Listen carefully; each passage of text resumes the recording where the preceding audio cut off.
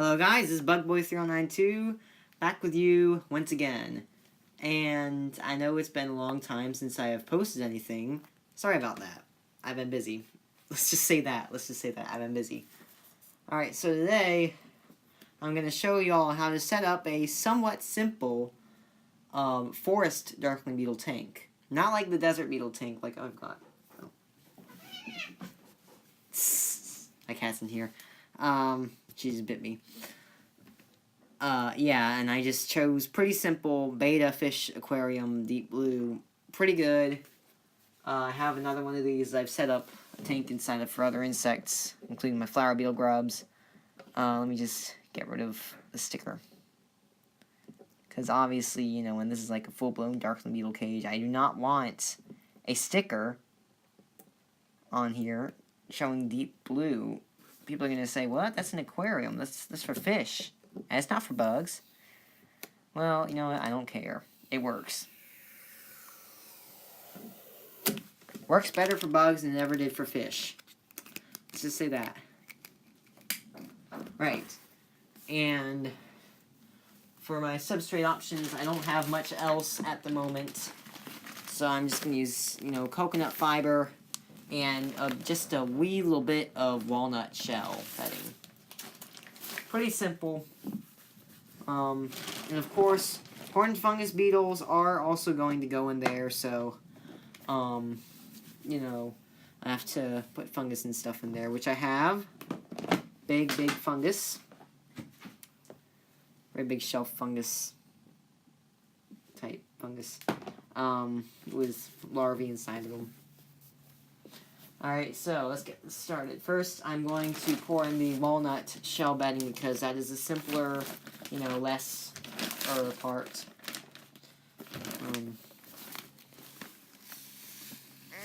And while we're going through this, I'll explain some of the beetles that can go in here. So, like, obviously, alright, that's it. Things like tarplamicans and probably not Strongylia muratum, which is a Mexican species. But like Bolithosaurus cornutus, which is the horned fungus beetle, and other similar darkling species like Allobates pennsylvanica, those can go in here. And I forgot what that other species is called, but it's pretty common. It's the closest forest darkling that there probably is to a desert darkling from the southwest. So I like it a lot, obviously, because I love my desert darklings. Right. Okay. Try not to spill a bunch of it, and then mix it up. Mix it all up. Mix it up good.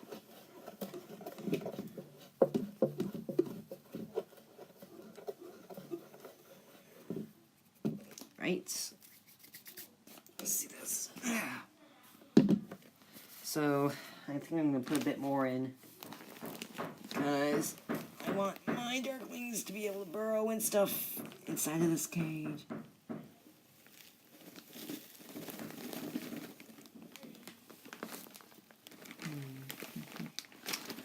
I got that wrong, and I accidentally poured a bunch on my floor. I will clean that up later, once I'm done with the video.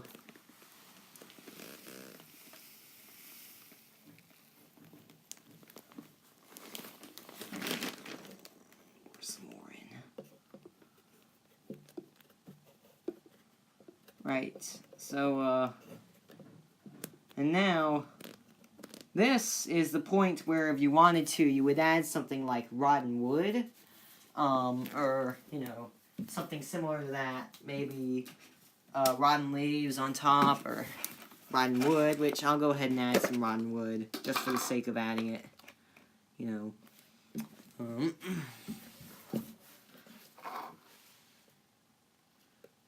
Yeah, this is a pretty good cage.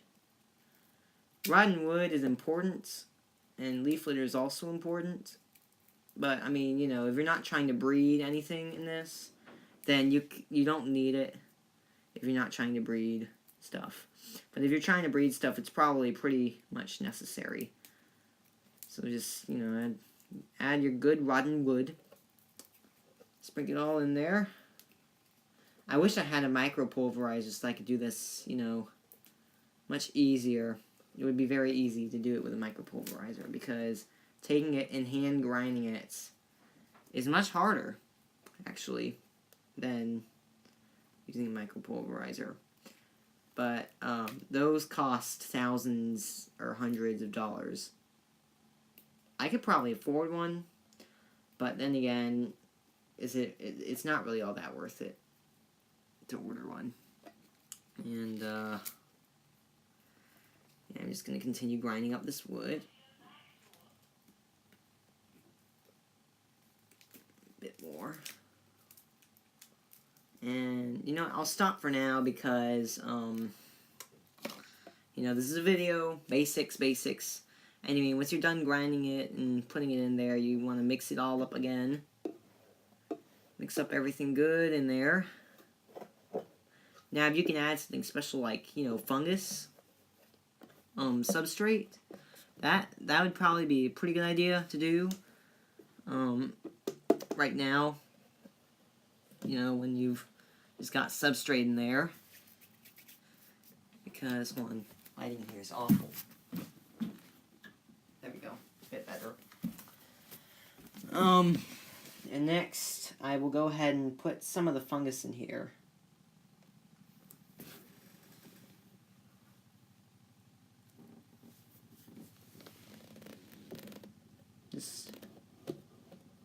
I'm not putting much.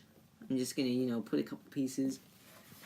I'll put the other rest of the pieces in later on. Let's see this. I have to choose which pieces to put in carefully because not all the pieces of fungus have the horned fungus beetles in them. There's only a couple that do.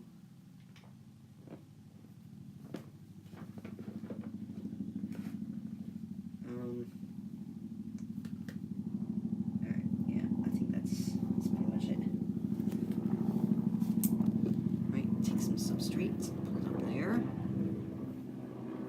Clear off the fungus itself, and then put that like that. Now, if you had some kind of all-natural glue that would not harm the insects, you could probably, you know, glue the fungus up there, but I don't have that. I don't know if it exists.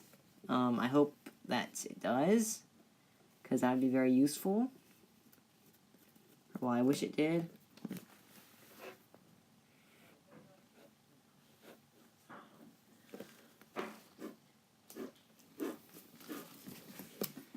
You can just,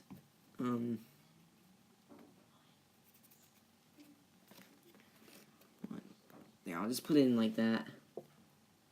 Provide hiding spots and food for the darkling beetles with the fungus. Now, some things depend on what species you have. For instance, if you have predatory species like Alobates pennsylvanica, then you'd probably want a substrate mostly comprising of wood, unless you're not trying to breed them, because, you know, then they don't need it. And you want to have like termites and stuff like that in there as well, along with them, because that is what their larvae eat, and that will cause them to breed. I don't breed Alobates pennsylvanica because my mom would never allow me to have termites in the house. So that sucks for me.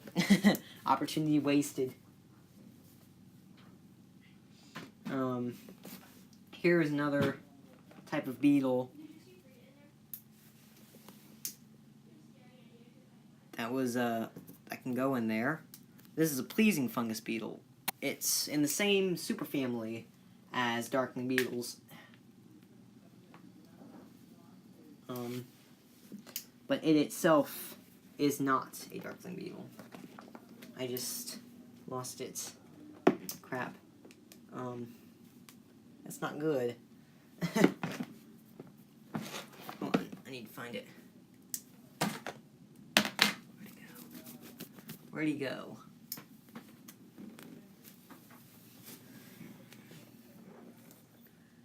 I think he actually didn't get out of the cage. He might have, I don't know. I hope he didn't. There he is. Okay, so I found him. He didn't get out of the cage. That's good. Very pretty beetles, these pleasing fungus beetles. I was very pleased to find this one, so I'll just put him in there. He'll live with the other darkling beetles and stuff.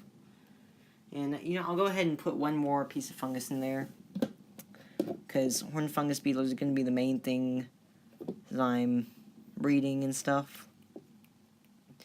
Actually, hold on. Put it on this side. Move this fungus forward, so that makes more sense.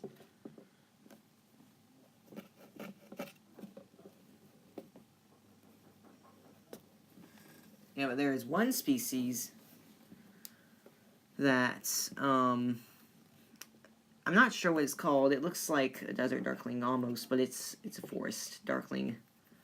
Yeah, but I forget what it's called.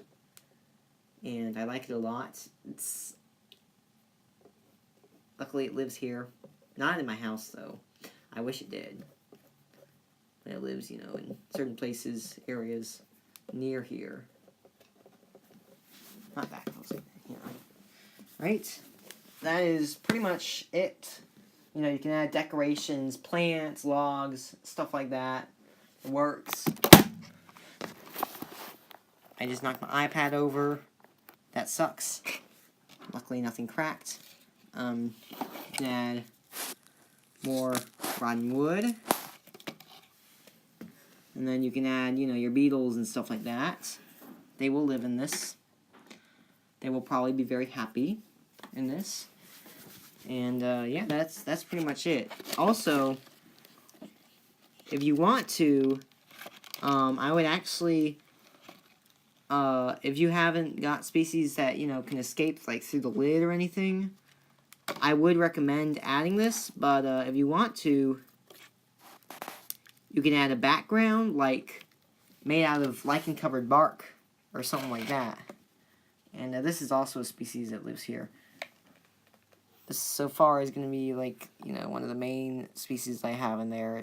I actually don't know what it is. I can't find, like, any references to it anywhere. If you know what it is, please tell me. I got, you know, a ton of those to put in there.